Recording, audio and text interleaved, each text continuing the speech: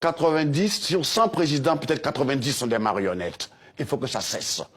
Il faut que les présidents qui ont été élus, choisis par le peuple, prennent les devants et qu'ils ne suivent pas le mimétisme coupable et complice des marionnettes qui siègent à l'Union africaine.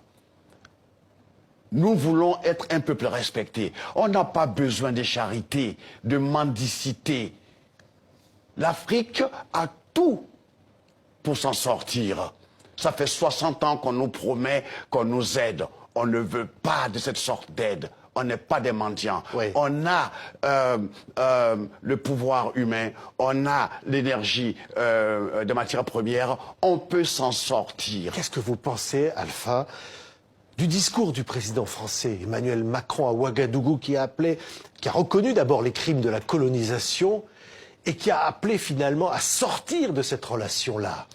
Mais écoutez, d'abord je vais dire à M. Macron qu'on n'a pas attendu lui pour qu'il vienne nous dire ça. On en est conscient. Cette leçon, il la garde pour lui. Vu après comment il s'est comporté avec le président Kaboré, il fallait que son protocole, son chef de protocole, lui dise qu'un jeune comme lui n'a pas le droit de tapoter sur la joue un président, un aîné, qui pourrait être son père. C'est très important. Ok, c'est maladroit, mais je lui accorde des circonstances atténuantes. C'est la faute à son protocole. Mais lui qui parle qu'il faut qu'on change, c'est une nouvelle façon de voir. C'est pas la France-Afrique. Il veut rompre finalement avec la France-Afrique. Mais c'est pas en tapotant l'autre sur la joue qu'on rompt. C'est une façon de l'infantiliser. Et c'est mal élevé. Oui. Ok? Mais reconnaître les crimes de la colonisation comme il l'a fait, ça va sur le bon chemin? Ce que je voudrais, c'est que les Africains aujourd'hui sont conscients. Moi, ce que je voudrais dire, que tous les jeunes Africains qui sont dans les grandes universités, qui voient comme ça nos chefs d'État patauger, qu'ils prennent l'exemple d'un pays que je connais, la Côte d'Ivoire, qu'ils fassent entrer des jeunes forces, des jeunes énergies, des cerveaux qui sont ici en Europe, aux États-Unis, en Angleterre, en Allemagne, pour que ceux-là derrière puissent donner des conseils et aider nos présidents à avoir un peu de dignité. Oui, mais qu'est-ce qu'ils peuvent faire ces jeunes? Ces jeunes, on dit. Comment l'avenir leur appartient parce que comment on ne laissera pas. Écoutez, j'ai la chance de connaître quelques jeunes dans l'équipe de M. Ouattara. Ils sont brillants. Ils sont polytechniciens.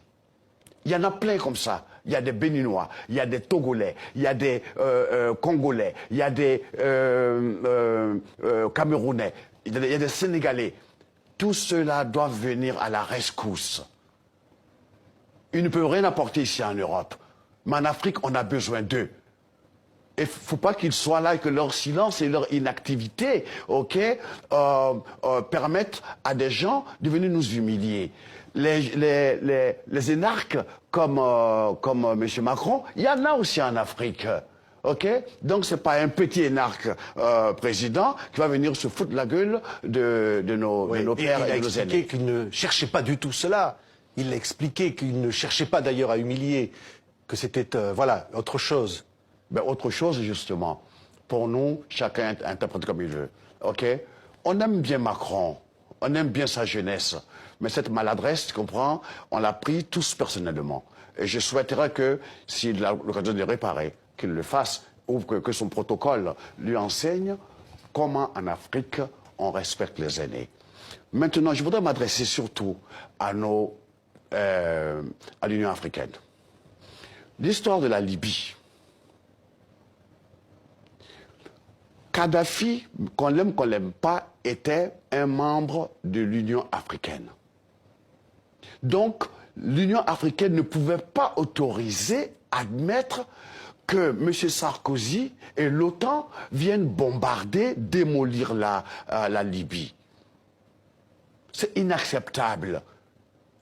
Il faut, à partir de maintenant, qu'ils sachent tous que s'ils ne font pas une unité véritable, quand je dis d'unité, je parle d'unité militaire, pour que la grande armée africaine, de l'Union africaine, soit cette armée qui va régler les problèmes africano-africains. Et que ce n'est pas la France qui va envoyer des soldats au Mali ou en Centrafrique.